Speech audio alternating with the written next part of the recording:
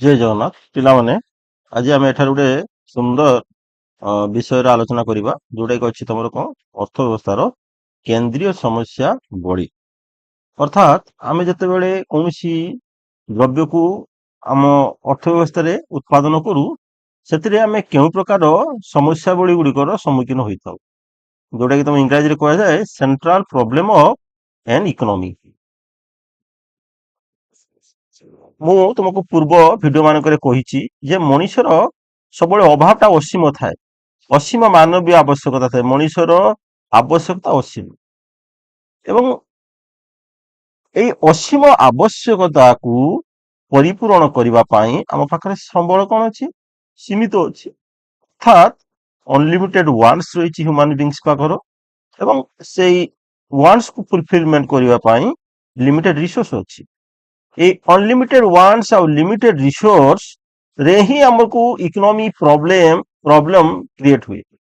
କାରଣ ଆମର ମଣିଷ ଏପରି ଏକ ସ୍ୱଭାବ ଅଛି ଯେ ତାର ଯଦି କୌଣସି ଗୋଟିଏ ଅଭାବ ପୂରଣ ହେଇଯାଏ ନା ସେ ତାପରେ ଗୋଟେ ନୂଆ ଅଭାବ ସେ ତା ମନ ଭିତରେ ଫେର କ୍ରିଏଟ ହୁଏ। ଯେପରି ମନେକର କହିବି ଗୋଟେ ପିଲା କଲେଜ ଯିବା ପାଇଁ ସାଇକେଲ ନଥିଲା, ତାର ସାଇକେଲଟିଏ ତାକୁ ଆସିଗଲା, ସାଇକେଲଟା ଆସିଗଲା ପରେ ସେ ଫେର ଅଭାବ ତା ଭିତରେ କ୍ରିଏଟ ହବ ଯେ ଗୋଟେ ମୋଟର ସାଇକେଲ କରିବି, ତାପରେ ଗୋଟେ ହବ ମୁଁ କାର କରିବି, ଏମିତି ତାର ଅଭାବ ଗୁଡ଼ିକ କଣ ହବ ନା ବଢି ବଢି ବଢି ବଢି ଚାଲିବ। ସେଇଥିପାଇଁ ଆମର ଏଠି କୁହାଯାଏ କଣ ନା ଅଭାବ ଗୁଡ଼ିକ ସବୁବେଳେ ଅସୀମ, ସେଥିପାଇଁ ତାକୁ ଇନଫିନିଟ ମଧ୍ୟ ଇନଫିନିଟର ସିମ୍ବଲ ଦିଆଯାଇଛି। ତ ମାନବର ଅଭାବ ଗୁଡ଼ିକ ଅସୀମ, କିନ୍ତୁ ଆମ ପାଖରେ ଯେତିକି ସମ୍ବଳ ଅଛି ନା ସେ ସମ୍ବଳ ଦ୍ଵାରା ହିଁ ଏଇ ଅସୀମ ଅଭାବକୁ ପୂରଣ କରିବାକୁ ପଡିବ, କିନ୍ତୁ ଆମେ ତ ସବୁ ଅଭାବ ପୂରଣ କରିପାରିବାନି। ତାପରେ କଣ କରିବା ଦେଖିବା ନେକ୍ସଟ ସ୍ଲାଇଡରେ ଦେଖିବା, ଯୋଉଟା କି ତାହେଲେ ମୋଟାମୋଟି ଉପରେ ମୁଁ ତମକୁ ଏଠି ଏଇ ସ୍ଲାଇଡରେ କହିଦେଲି। ଅସୀମ ମାନବୀୟ ଆବଶ୍ୟକ ବା ଅଭାବ ଗୁଡ଼ିକ ଅନଲିମିଟେଡ ଏବଂ ରିସୋର୍ସ ହେଉଛି ଲିମିଟେଡ। ଏଇ ଅନଲିମିଟେଡ ୱାନ୍ଟସ୍ ବା ଅସୀମ ଅଭାବ ଏବଂ ସୀମିତ ସମ୍ବଳ ହିଁ ଅର୍ଥନୈତିକ ସମସ୍ୟା ସୃଷ୍ଟି କରିଥାଏ। ହଁ, ଏଇଟା ଗୋଟେ ରବିନ୍ସଙ୍କର ସଂଜ୍ଞା ଯେତେବେଳେ କହିଥିଲି ଦୁଷ୍ପ୍ରାପ୍ୟତାର ସଂଜ୍ଞା, ସେଠାରେ ସେ ସଂଜ୍ଞା ଅନୁସାରେ ଏଠି ତିନୋଟି କାରଣ ରହୁଛି। ଅସୀମ ଆବଶ୍ୟକତା, ଆମର ଅଭାବ କାହିଁ ହଉଛି ନା ଆମ ପାଖରେ ଆବଶ୍ୟକତା ରହୁଛି, ଆବଶ୍ୟକତା ପାଇଁ ଯେହେତୁ ଅସୀମ ଆବଶ୍ୟକତା ମଣିଷ ଭିତରେ ରହୁଛି ସେଥିପାଇଁ ଅସୀମ ଅଭାବ କ୍ରିଏଟ ହଉଛି। ଏବଂ ଆମେ ଜାଣିଛେ ଆମ ପାଖର ସମ୍ବଳ କଣ ଅଛି? ସୀମିତ ଅଛି। କାହିଁକି ସୀମିତ ସମ୍ବଳ ଅଛି ନା ସମ୍ବଳ ଗୁଡ଼ିକ ଦୁଷ୍ପ୍ରାପ୍ୟ, ସବୁବେଳେ ଆଭେଲେବିଲିଟି ରୁହେ ନାହିଁ। ଆଉ ସେଇ ଦୁଷ୍ପ୍ରାପ୍ୟ ସମ୍ବଳ ବା ସୀମିତ ସମ୍ବଳର ଆମେ ସବୁବେଳେ କଣ କରିଥାଉ? ବିକଳ୍ପ ବ୍ୟବହାର କରିଥାଉ। କିପରି ବିକଳ୍ପ ବ୍ୟବହାର? କିପରି ମନେକର କୋଇଲା ଅଛି, এই କୋଲରେ ଆମେ କଣ କରିପାରିବା? ଇଲେକ୍ଟ୍ରିସିଟି ବନେଇ ପାରିବା, ଇଲେକ୍ଟ୍ରିସିଟି ବନେଇ ପାରିବା। ସେ କୋଲରେ ଆମେ କଣ କରିପାରିବା? କୁକିଂ କରିପାରିବା, ରାନ୍ଧି ରୋଷେଇ କରିପାରିବା।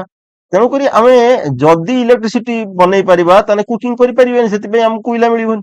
ଆଉ ଯଦି ଆମେ ରୋଷେଇ କରିପାରିବା ତାହେଲେ ଇଲେକ୍ଟ୍ରିସିଟି କରିପାରିବା। ତେଣୁକରି ଆମ ଭିତରେ ଏଠି କଣ କରିବା? ବିକଳ୍ପ ବ୍ୟବହାର କରିବା। ଏଟା ନଉଛି ଏଟା କରିବା, ଏଟା ନଉଛି ଏଟା କରିବା, ଏମିତି ବିକଳ୍ପ ବ୍ୟବହାର କରିବା। এই ବିକଳ୍ପ ବ୍ୟବହାର ମାନେ ଆମକୁ ଚୟନ କରିବାକୁ ପଡିବ, ଚଏସ୍ କରିବାକୁ ପଡିବ ଯେ ଆମେ କୋଉଟା କରିବା। ଠିକ ଅଛି, ତାପରେ ଆମେ ଦେଖିବା ଯେହେତୁ ଆମ ପାଖରେ ସୀମିତ ସମ୍ବଳ ଅଛି, ଏଇ ସୀମିତ ସମ୍ବଳରେ ଆମ ପାଖରେ ତିନିଟା କ୍ୱେଶ୍ଚନ ସବୁବେଳେ ଆସିଥାଏ। କଣ ଆସିଥାଏ ନା କଣ ଉତ୍ପାଦନ କରାଯିବ, ଆମେ କଣ ଉତ୍ପାଦନ କରିବା, ହଁ କିପରି ଉତ୍ପାଦନ କରାଯିବ ଏବଂ କାହା ପାଇଁ ଉତ୍ପାଦନ କରାଯିବ, ଅର୍ଥାତ୍ କଣ ଉତ୍ପାଦନ କରାଯିବ। ମନେକର ଆମ ପାଖରେ ଜମି ଅଛି, ସେ ଜମିରେ ଆମେ ଧାନ ଚାଷ କରିବା ନା ସେଇ ଜମିରେ ଆମେ କଣ କରିବା? ଗୋଟେ କାରଖାନା କରିବା। ହେଲା, ଯଦି ଆମେ ଧାନ ଚାଷ କରିବା, ଧାନ ଉତ୍ପାଦନ କରିବା, ଯଦି କାରଖାନା କରିବା, କାରଖାନାରୁ ବିଭିନ୍ନ ବସ୍ତୁ ଉତ୍ପାଦନ କରିବା। କିନ୍ତୁ ଆମେ ତ ଗୋଟିଏ ହିଁ କରିବାକୁ ପଡିବ, କାରଣ ଆମ ପାଖରେ ସୀମିତ ସମ୍ବଳ, ଆମର ଅନଲିମିଟେଡ ଜିନିଷ ନାହିଁ ନା। ତେଣୁକରି ଏଇ ସୀମିତ ସମ୍ବଳରେ ସବୁବେଳେ ଯେହେତୁ ଆମେ ମନନ କରିବାକୁ ପଡେ ବା ଚୟନ କରିବାକୁ ପଡେ, ସେଥିପାଇଁ ଆମକୁ ଏଇ ତିନିଟି କ୍ୱେଶ୍ଚନ କଣ ହେଇଥାଏ ନା ଆସିଥାଏ। ଏଇ କଣ ଆସିଥାଏ ନା କଣ ଉତ୍ପାଦନ କରାଯିବ, ହଁ ତାପରେ ହଉଛି କିପରି ଉତ୍ପାଦନ କରାଯିବ, ଏଇ ଯୋଉ ଉତ୍ପାଦନ ଶୈଳୀଟା ଆମର କିପରି ହବା ଉଚିତ। ଏଟା ତା ପରବର୍ତ୍ତୀ ସ୍ଲାଇଡ ମାନଙ୍କର ଅଛି, ମୁଁ କହିଦେବି ଯେ ଏଇଟା ଆମର ଲେବର ଇଣ୍ଟେନସିଭ ହବ ନା କ୍ୟାପିଟାଲ ଇଣ୍ଟେନସିଭ ହବ, ପୁଞ୍ଜି ସଂଗନ ହବ ବା ଶ୍ରମ ସଂଗନ ହବ। ତାପରେ କାହା ପାଇଁ ଉତ୍ପାଦନ ହବ, କେଉଁ ଲୋକମାନେ ଏଥିରେ ଉପକୃତ ହେବେ। ଏଇଭଳିଆ କ୍ୱେଶ୍ଚନ କଣ ହେଇଥାଏ ଆମର ଅର୍ଥନୀତିରେ ଆସିଥାଏ ସୀମିତ ସମ୍ବଳ ପାଇଁ। ଦେଖ ପିଲାମାନେ, ଯୋଉ ପ୍ରଥମ କ୍ୱେଶ୍ଚନଟି କହିଲି କଣ ଆଉ କେତେ ଉତ୍ପାଦନ କରାଯିବ। ତ ସେଠିରେ ଦେଖ ପିଲାମାନେ, ଏଠି ଅଛି ଗୋଟେ ଖାଉଟି ଦ୍ରବ୍ୟ, ଏଠି ଅଛି କଣ ପୁଞ୍ଜି ଦ୍ରବ୍ୟ, କିନ୍ତୁ ସମ୍ବଳ ତ ଆମ ପାଖରେ ଲିମିଟେଡ। ଖାଉଟି ଦ୍ରବ୍ୟ ମାନେ କଣ ନା ଯୋଉଗୁଡା ଆମେ ବ୍ୟବହାର କରୁ ପ୍ରତ୍ୟେକ ଦିନରେ, କଣ କରୁ ନା ବ୍ୟବହାର କରୁ। ଯେପରି ଦେଖ ପିଲାମାନେ ଏଠି ମାନେ ସାର୍ଟ ପ୍ୟାଣ୍ଟ ଗାର୍ମେଣ୍ଟସ ଆଇଟମ କୁହ, ପେନ୍ କୁହ, କାର କୁହ, ଟିଭି କୁହ, ରେଡିଓ, ଏ ସବୁ ଖାଉଟି ଦ୍ରବ୍ୟ, ଏଗୁଡାକୁ ଆମେ ସବୁବେଳେ କନଜପସନ କରୁ, ଲଙ୍ଗ ଟାଇମ ହଉ କି ସର୍ଟ ଟାଇମ ହଉ। ବା ତମର ଏଇ ଯୋଉ ଖାଦ୍ୟ ସାମଗ୍ରୀ, ଏ ସବୁ ଗୁଡିକ ହଉଛି କଣ ଖାଉଟି ଦ୍ରବ୍ୟ, ଆମେ ଯୋଉଟା ବ୍ୟବହାର କରୁଛୁ। ପୁଞ୍ଜି ଦ୍ରବ୍ୟ କଣ ନା ଏଇ ଖାଉଟି ଦ୍ରବ୍ୟକୁ ଉତ୍ପାଦନ କରିବା ପାଇଁ ହେଲେ ଆମକୁ ପୁଞ୍ଜି ଦ୍ରବ୍ୟ ଆବଶ୍ୟକ। ଯନ୍ତ୍ରପାତି, ମେସିନ, କଳ ମାନେ ଯୋଉ ଯନ୍ତ୍ରପାତି ମେସିନ, ଏଇ ସବୁ ଗୁଡିକ ହବ କଣ ପୁଞ୍ଜି ଦ୍ରବ୍ୟ। ଦେଖ ୟାର ବି ଆବଶ୍ୟକତା ଅଛି, ୟାର ବି ଆବଶ୍ୟକତା ଅଛି। ୟାର କେଉଁ ପ୍ରକାର ଆବଶ୍ୟକତା ଅଛି ନା ୟାର ଆବଶ୍ୟକତା ଅଛି ଯେ ମାନେ କଣ ଜନସାଧାରଣ ମାନେ ତାକୁ ସିଧାସଳଖ ବ୍ୟବହାର କରିବେ, ତେଣୁକରି ୟା ଉପରେ ଗୁରୁତ୍ୱ ଦେବା ଉଚିତ। ଆଉ କଣ ହଉଛି ପୁଞ୍ଜି ଦ୍ରବ୍ୟ, ୟାର କଣ ଆବଶ୍ୟକ ଅଛି, ଯଦି ପୁଞ୍ଜି ଦ୍ରବ୍ୟ ଆମର ସଫିସିଏଣ୍ଟ ନ ରହିବ ତାହେଲେ ଆମେ ଖାଉଟି ଦ୍ରବ୍ୟ ଉତ୍ପାଦନ କରିପାରିବା। ତେଣୁ ଏଇଟା ଗୋଟେ ବଡ କ୍ୱେଶ୍ଚନ, ଆମେ କଣ ଉତ୍ପାଦନ କରିବା, କେତେ ପରିମାଣ ଉତ୍ପାଦନ କରିବା, ଏଠିରୁ କେତେ କରିବା, ଏଠିରୁ କେତେ କରିବା। ଯଦି ଅଧିକ ଖାଦ୍ୟ ଉତ୍ପାଦନ ହେବ ତେବେ ମୋବାଇଲ ଫୋନ ଉତ୍ପାଦନ କମିଯିବ। ଅର୍ଥାତ୍ ଖାଦ୍ୟ ଉତ୍ପାଦନ ପାଇଁ ଯେତିକି ଶ୍ରମ ଆବଶ୍ୟକ ସେମାନେ ଯଦି ନିୟୋଜିତ ହେଇଯିବେ ତାହେଲେ ମୋବାଇଲ ଉତ୍ପାଦନ ହେଇପାରିବ। କାରଣ ମୋବାଇଲ ଫୋନ ଉତ୍ପାଦନ କରିବା ପାଇଁ ଶ୍ରମିକ ଦରକାର ନା, ପୁଞ୍ଜି ଦରକାର ନା ସବୁ। ଆଉ ଯଦି ମୋବାଇଲ ଫୋନ ଅଧିକ ଉତ୍ପାଦନ, ଖାଦ୍ୟ ଶସ୍ୟ ମିଳିବନି। ତେଣୁକରି ଏଇଟା ଗୋଟେ ବଡ କ୍ୱେଶ୍ଚନ ଆସିଯାଏ, କଣ ଉତ୍ପାଦନ କରାଯିବ ଏବଂ କେତେ ପରିମାଣ ଉତ୍ପାଦନ କରାଯିବ। ତାପରେ ହଉଛି ଆମେ କିପରି ପଦ୍ଧତି ବା କିପରି ଉତ୍ପାଦନ କରିବା, ଶ୍ରମ ସଂଗନ ପଦ୍ଧତିରେ କରିବା ନା ପୁଞ୍ଜି ସଂଗନ ପଦ୍ଧତି କରିବା। ଶ୍ରମ ସଂଗନ କଣ, ପୁଞ୍ଜି ସଂଗନ କଣ, ନା ଏପରି ଏକ କାର୍ଯ୍ୟ ଯୋଉଠି ଅଧିକ ଶ୍ରମିକ ଲାଗନ୍ତି ସେଇଟା ଶ୍ରମ ସଂଗନ ପଦ୍ଧତି। ଆଉ ପୁଞ୍ଜି ସଂଗନ ପଦ୍ଧତି କଣ, ଏଠି ଶ୍ରମିକ କମ ଲାଗିବେ, ଯନ୍ତ୍ରପାତି ଅଧିକା ଲାଗିବ। ଗୋଟେ ସିମ୍ପଲ ଉଦାହରଣ ଦେଇ କହୁଛି, ମନେକର ଗୋଟେ ରାସ୍ତା କାମ ହଉଛି, ଲୋକମାନେ ଏମିତି ଯଦି କୁଦାଳ କୁଡି କୋଦାଳରେ ଯଦି ସେମାନେ ରାସ୍ତା ତିଆରି କରିବେ ତାହେଲେ ସେଇଟା କଣ ହେଇଯିବ ଶ୍ରମ ସଂଗନ ପଦ୍ଧତି। ଯେ ସେଇ ରାସ୍ତାଟିକୁ ଯଦି ବୁଲଡୋଜର ମାଧ୍ୟମରେ କି ବଡ ବଡ ମେସିନ ମାଧ୍ୟମରେ ତିଆରି କରାଯାଏ, ସେଠି ସେଇଟା ହେଇଯିବ ପୁଞ୍ଜି ସଂଗନ ପଦ୍ଧତି। କାରଣ ସେଠି କମ ଲୋକ ଲାଗିବେ, ଏଠି ବେଶୀ ଲୋକ ଲାଗିବେ। ହଉ, ତାପରେ ଆଉ ଗୋଟେ କଥା ହଉଛି କଣ, ପୁଞ୍ଜି ଅପେକ୍ଷା ଶ୍ରମର ଅଧିକ ବ୍ୟବହାର, ପୁଞ୍ଜି ଅପେକ୍ଷା ଶ୍ରମର ଅଧିକ ବ୍ୟବହାର, ଯୋଉଟା ମୁଁ କହିଲି କୋଉଟା ଶ୍ରମ ସଂଗନ ପଦ୍ଧତିରେ, ଏଠି ପୁଞ୍ଜି କମ। ଗୋଟେ ଉଦାହରଣ ସ୍ୱରୂପ ସିଏ ଦେଇଛି କଣ ଲେଖିଛି ହସ୍ତତନ୍ତ। ଯଦି ଆମେ ମନେକର ଜଣେ ଛାଞ୍ଚୁଣି ବନଉଛି କି କୌଣସି ଲୁଗା ମାନେ ହସ୍ତତନ୍ତ ଲୁଗା ବୁଣୁଛି, ତେଣୁକରି ଏଠି ବଡ ମେସିନ ନଥାଏ, ଛୋଟ ମେସିନ ରେ କଣ କରାଯାଏ, କିନ୍ତୁ ଏଠି ଶ୍ରମିକ ଏଠି କଣ ବୋଧେ କାମ କରିଥାଏ। ବା କୁଟୀର ଶିଳ୍ପ ଆମେ ଯୋଉ କହିପାରିବା, ଏ ସବୁର ମେସିନ ବଡ ବଡ ନଥାଏ, ବେଶୀ ଶ୍ରମିକ ଥାନ୍ତି। କିନ୍ତୁ ଯଦି ଆମେ ଦେଖିବା ପୁଞ୍ଜି ସଂଗନ ପଦ୍ଧତି, ଏଠି ଶ୍ରମ ଅପେକ୍ଷା ଯନ୍ତ୍ରପାତି ଅଧିକ ବ୍ୟବହାର ହୁଏ। ହେଲା, ଏଠି ଯନ୍ତ୍ରପାତି ଅଧିକ ବ୍ୟବହାର, ଏଠି ଶ୍ରମିକ ବେଶୀ ନଥାନ୍ତି। ଦେଖିବ ବଡ ବଡ ବିକାଶଶୀଳ ଦେଶ ଗୁଡିକ କଣ ହେଇଥାନ୍ତି, ବିକଶିତ ଦେଶ ଗୁଡିକ, ତାଙ୍କର ସବୁ କାରଖାନାରେ ମଣିଷ କାମ କରନ୍ତି, ରବଟ ମାନେ କାମ କରନ୍ତି, ଅଟୋମେଟିକ ସବୁ କାମ ହୋଇଥାଏ। ହେଲା, ସେଗୁଡା ହେଲା କଣ ପୁଞ୍ଜି ସଂଗନ ପଦ୍ଧତି। ସେଠି ଲୋକ କମ କାମ କରନ୍ତି। ଉଦାହରଣ ସ୍ୱରୂପ ବଡ କାରଖାନା ସବୁ ରବଟ ମାଧ୍ୟମରେ କାର୍ଯ୍ୟ କରୁଥିଲେ। ହଉ, ଏଇଟା ଶ୍ରମ ସଂଗନ ପଦ୍ଧତି ଟା କୋଉଠି ପାଇଁ ଉପଯୋଗୀ ନା ଭାରତ ଭଳି ଦେଶ, ସେଠି ଉପଯୋଗୀ। କାହିଁକି ନା ଭାରତରେ ଅଧିକ ଶ୍ରମିକ ମିଳନ୍ତି। ଆଉ ଯଦି ଆମେ ଶ୍ରମ ସଂଗନ ପଦ୍ଧତି ନ କରିବା ତାହେଲେ ଆମ ଶ୍ରମିକ ମାନେ କଣ ହେଇଯିବେ, ବେକାରୀ ହେଇଯିବେ। କିନ୍ତୁ ଯୋଉ ଦେଶ ଗୁଡିକ ଉନ୍ନତ ଦେଶ, ଡେଭଲପଡ କଣ୍ଟ୍ରି ବା ବିକଶିତ ଦେଶ, ସେମାନଙ୍କର ପୁଞ୍ଜି ସଂଗନ ପଦ୍ଧତି ଦେଖିବ, ତମର ଜାପାନ, ଇଟାଲୀ, ଏଗୁଡା ସବୁ କଣ ପୁଞ୍ଜି ସଂଗନ ପଦ୍ଧତି। କାରଣ ତାଙ୍କର ଲୋକ ନାହାନ୍ତି କାମ କରିବାକୁ, ସେଥିପାଇଁ ସେମାନେ ପୁଞ୍ଜି ସଂଗନ ପଦ୍ଧତିକୁ ଆପଣେଇଥାନ୍ତି। ତାପରେ 3 ନମ୍ବର କ୍ୱେଶ୍ଚନ ଟା ଫେର ଆସିଲା କଣ, କାହା ପାଇଁ ଉତ୍ପାଦନ କରାଯିବ। ଏଇଠି ମୂଳ ହଉଛି କଣ ନା ବଣ୍ଟନର ପ୍ରଶ୍ନ ଆସୁଛି। ବଣ୍ଟନ କଣ, ଆମର ଉତ୍ପାଦନରେ 4ଟା ଜିନିଷ ଦରକାର। ଗୋଟେ ଦରକାର କଣ ଭୂମି, ଗୋଟେ ଦରକାର ଲ୍ୟାଣ୍ଡ ଲେବର, ହଁ ଶ୍ରମିକ ଦରକାର। ତାପରେ କ୍ୟାପିଟାଲ ପୁଞ୍ଜି ଦରକାର। ତାପରେ ତମର ଅର୍ଗାନାଇଜର ବା ହଉଛି ସଂଗଠକ ଦରକାର। ତ ଏଇ ଯୋଉ ଉତ୍ପାଦନ କରାଯିବ, ଏଇ ଉତ୍ପାଦନ ଦ୍ରବ୍ୟ ଗୁଡିକ କିଏ ବ୍ୟବହାର କରିବେ ବା କୋଉ ସେକ୍ସନର ଲୋକ ଅଧିକ ଉପକୃତ ହେବେ, ଅଧିଶୋଚ ଶୁଣ, ଅଧିଶେଷ ମନେକର ଶ୍ରମିକ କାମ କଲେ ସେମାନେ ମଜୁରୀ ଆକାରରେ ଅଧିକ ପାଇବେ, ନା କ୍ୟାପିଟାଲ ଏଇ ଯୋଉ ସରି ଯୋଉ ଯୋଉ ପୁଞ୍ଜି ରହିଛି ସେ ପୁଞ୍ଜି ପତି ମାନେ ଅଧିକ ପାଇବେ, ନା ପ୍ରଫିଟ ମାନେ ଯୋଉ ଅର୍ଗାନାଇଜର ପ୍ରଫିଟ ଅଧିକ ପାଇବେ? କୋଉ ସେକ୍ସନରେ କେତେ ବଣ୍ଟା ଯିବ, ସେଇଟା ବି ବଡ ପ୍ରଶ୍ନ। ସେଇଟା ବି ଗୋଟେ ବଡ ପ୍ରଶ୍ନ ତିଆରି କରିଥାଏ। ତେଣୁକରି ବଣ୍ଟନ ଏପରି ହବା ଦରକାର, ସମାଜରେ କଣ ହବ ନା ଧନୀ ଆଉ ଦରିଦ୍ର ମଧ୍ୟରେ ତାଙ୍କର ଯୋଉ ବ୍ୟବଧାନ କମ ହେବା ଉଚିତ। ସେଥିପାଇଁ କେଉଁମାନେ ବେଶୀ ଉପକୃତ ହେବେ ବା କେତେ ପରିମାଣ ଉପକୃତ ହେବେ ସେଟା ବି ସ୍ଥିର ହବା ଦରକାର। ତାପରେ ଆମେ ଦେଖିବା ଏଇ ତିନୋଟି ଉତ୍ପାଦନ ସମସ୍ୟା, କେନ୍ଦ୍ରୀୟ ସମସ୍ୟା ବ୍ୟତୀତ ଆଉ ଦୁଇଟି ସମସ୍ୟା ମଧ୍ୟ ଦେଖାଯାଏ। କଣ ନା ସମ୍ବଳର ପୂର୍ଣ୍ଣ ନିୟୋଜନ। ଯଦି ଦେଖ ସମ୍ବଳ ଟା ପୂର୍ଣ୍ଣ ନିୟୋଜନ ହବା ଦରକାର।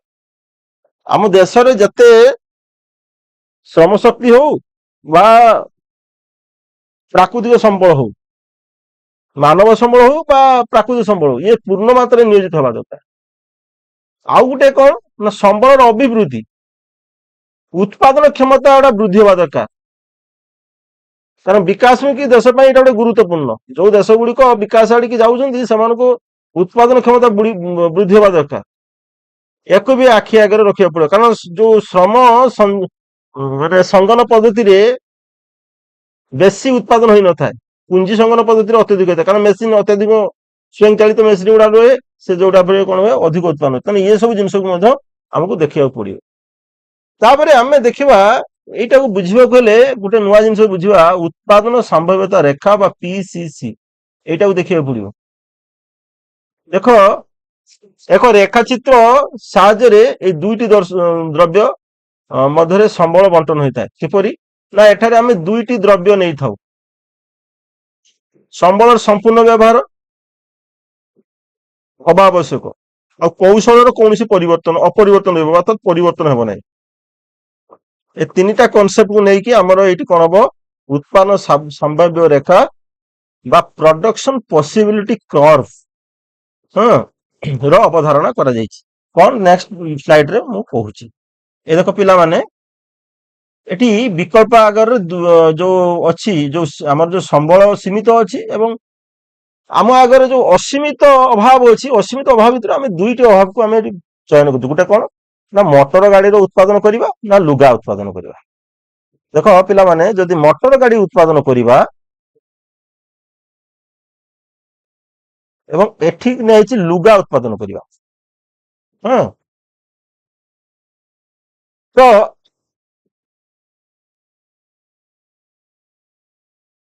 ମଟର ଗାଡି ଯଦି ଅଧିକ ଉତ୍ପାଦନ କରିବା, ଅର୍ଥାତ୍ ଏତିକି ଯଦି ମଟର ଗାଡି ଉତ୍ପାଦନ କରିବା, ତାହେଲେ ଲୁଗାଟା କେତେ ଉତ୍ପାଦନ ହବ? ଏଇଠୁ ଏତିକି, ଅର୍ଥାତ୍ ଏତିକି। ଯଦି ଆମେ ମଟର ଗାଡି ଉତ୍ପାଦନକୁ କଣ କରିବା, କମେଇବା, ଲୁଗା ଉତ୍ପାଦନକୁ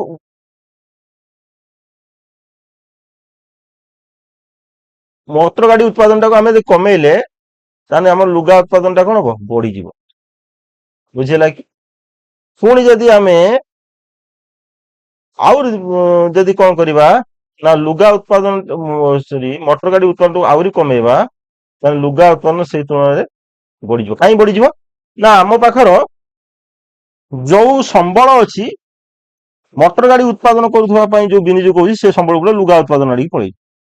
ବୁଝିହେଲା କି? ତେଣୁକରି ଆମେ ଗୋଟିଏ ସମ୍ବଳକୁ ମାନେ ଗୋଟିଏ ମାନେ ଇଏକୁ ଯଦି ଆମେ ବଢେଇବା, ଅନ୍ୟଟି କମିବ, ଗୋଟିଏ କମିଲେ ଅନ୍ୟଟି ବଢିବ।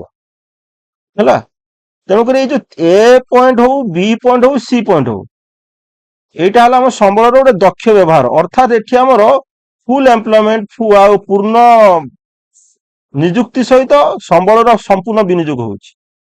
ଆଉ ଦେଖ, ଏଇଠି ଗୋଟେ ଅଛି ୟୁ ପଏଣ୍ଟ, ଏଇଟା ହେଲା ଅଣ୍ଡର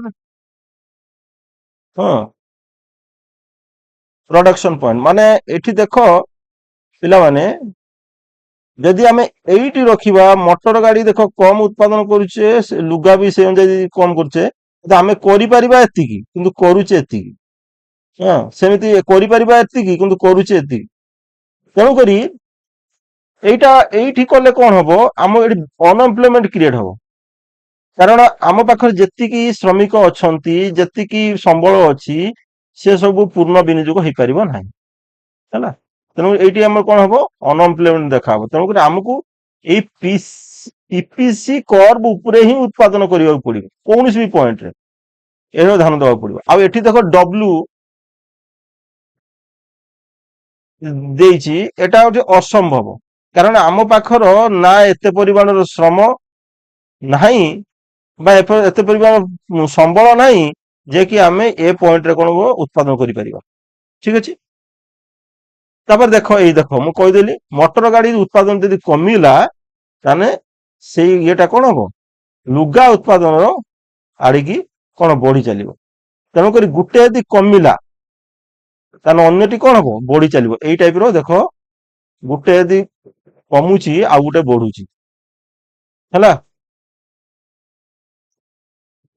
ସେଇ କାରଣରୁ କଣ ହୁଏ, ପିପିସି ରେଖା ବା ପ୍ରଡକ୍ସନ ପସିବିଲିଟି କର୍ଭ କଣ ହୁଏ, ସବୁବେଳେ ବଙ୍କା ହେଇଥାଏ।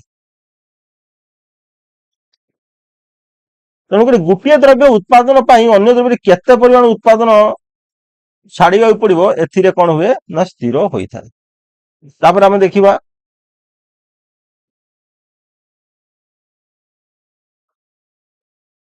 ଇପିସି ଅର୍ଥାତ୍ ପ୍ରଡକ୍ସନ ପସିବିଲିଟି କର୍ଭ ସ୍ଥାନାନ୍ତର ହେବାର କାରଣ କଣ ନା, ଯଦି ଆମେ ସମ୍ବଳର ଅଭିବୃଦ୍ଧି କରିବା, ଯଦି ଆମ ପାଖରେ ଯେତିକି ସମ୍ବଳ ଅଛି, ଯଦି ସମ୍ବଳ ଅଧିକା ହେଇଯିବ, ତାହେଲେ ସେ କଣ ହବ, ତମର ପିପିସି ବାଁରୁ ଡାହାଣକୁ ସିଫ୍ଟ କରିବା। ଆଉ ଗୋଟେ କାରଣ କଣ, ଯଦି ଆମେ ଜ୍ଞାନ କୌଶଳ ବା ଉତ୍ପାଦନର ନୂତନ କୌଶଳ ବଦଳେଇ ଦବା, ଉନ୍ନତ ମାନର କୌଶଳ ଆଣିବା, ତାହେଲେ ମଧ୍ୟ ପିପିସି ସ୍ଥାନାନ୍ତର ହବ। ଏଇ ମନେ ରଖିବ, ପିପିସି ସ୍ଥାନାନ୍ତର ହବାର ଦୁଇଟି କାରଣ, ଗୋଟେ ସମ୍ବଳରେ ଯଦି ଆମେ ଅଭିବୃଦ୍ଧି କରିବା, ବା ଗୋଟେ ଆଉ ଗୋଟେ ହଉଛି ଉତ୍ପାଦନ କୌଶଳରେ ପରିବର୍ତ୍ତନ ଆଣିବା। ତାପରେ ଆମେ ଦେଖିବା, ଏଥିରୁ ଆମେ କଣ ଜାଣିଲେ ନା, ଆମର ଭିତରେ ସେ ତିନିଟା ସମସ୍ୟା ଆସିଯାଉଛି। କାହା ପାଇଁ ଆମେ ଉତ୍ପାଦନ କରିବା, କିପରି ଉତ୍ପାଦନ କରିବା, କଣ ଉତ୍ପାଦନ କରିବା। ତାପରେ ଆଉ ଟିକେ ମୁଁ ଏଠି ଆଲୋଚନା କରିଦଉଛି ବ୍ୟଷ୍ଟି ଅର୍ଥନୀତି ଏବଂ ସମଷ୍ଟି ଅର୍ଥନୀତି ଭିତରେ ଟିକେ ପାର୍ଥକ୍ୟ।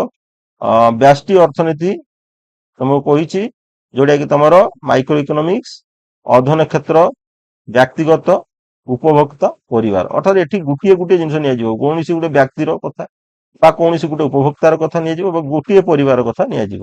ୟାର ମୂଳ ସମସ୍ୟା କଣ ନା, ୟାର ମୂଳ ସମସ୍ୟା ହଉଛି ମୂଲ୍ୟ ନିର୍ଦ୍ଧାରଣ। କିନ୍ତୁ ଯଦି ସମଷ୍ଟି ଅର୍ଥନୀତି ମାକ୍ରୋ ଇକୋନୋମିକ୍ସ କଥା କହିବା, ଏହାର ଅଧ୍ୟୟନ କ୍ଷେତ୍ର ହଉଛି ସମଗ୍ର ଦେଶ, ସାରା ଦେଶ। କେନ୍ଦ୍ରୀୟ ସମସ୍ୟା ହଉଛି ବେକାରୀ ଏବଂ ଜାତୀୟ ଆୟ। ଏଇଗୁଡା ହଉଛି ତାର ମୁଖ୍ୟ ସମସ୍ୟା। ମୋଟାମୋଟି ପରେ ଆମେ ଏଠି କଣ ଜାଣିଲେ, ଏଇ ମନେ ରଖିବ, ଅର୍ଥନୈତିକ ସମସ୍ୟା ମୁଖ୍ୟତଃ ଆସୁଛି କଣ, ଅସୀମ ଆବଶ୍ୟକତା ଏବଂ ସୀମିତ ସମ୍ବଳ ସହିତ ଆସୁଛି। ଆଉ ଆମେ ଉତ୍ପାଦନ ସବୁବେଳେ ଦୁଇଟା ପଦ୍ଧତି, ଗୋଟେ ଶ୍ରମ ସଂଗଠନ ପଦ୍ଧତି, ଆଉ ଗୋଟେ ପୁଞ୍ଜି ସଂଗଠନ ପଦ୍ଧତି, ତା ଦେହରୁ ଚୁଜ୍ କରିବାକୁ ପଡିବ। ଆଉ ପିପିସି ବ୍ୟବହାର କରି ଡବ୍ଲୁ ର ମାନେ ଉତ୍ପାଦନ ଟା ଅସମ୍ଭବ, ଏବଂ ତମର ପିପିସି ର ଡାହାଣକୁ ଘୁଞ୍ଚିବାର କାରଣ ହଉଛି କଣ, ଅଭିବୃଦ୍ଧି ହଉ, ସମ୍ବଳର ଅଭିବୃଦ୍ଧି ହଉ, କିମ୍ବା ନୂତନ ପ୍ରଯୁକ୍ତି ବିଦ୍ୟା ହଉ। ତାପରେ ଆମର କଣ ହଉଛି, ସୁଯୋଗ ବ୍ୟୟ ଗୋଟିଏ ପାଇବା ପାଇଁ ହେଲେ ଆମକୁ କଣ କରିବାକୁ ପଡିବ, ଅନ୍ୟଟିକୁ ପଳେଇବାକୁ ପଡିବ। ପିଲାମାନେ ଭିଡିଓଟି ଦେଖିଥିବାରୁ ବହୁତ ବହୁତ ଧନ୍ୟବାଦ। ଚ୍ୟାନେଲଟିକୁ ଲାଇକ୍ କରିବ, ସବସ୍କ୍ରାଇବ କରିବ ଏବଂ ସାଙ୍ଗସାଥି ମଧ୍ୟ ସେୟାର କରିବ।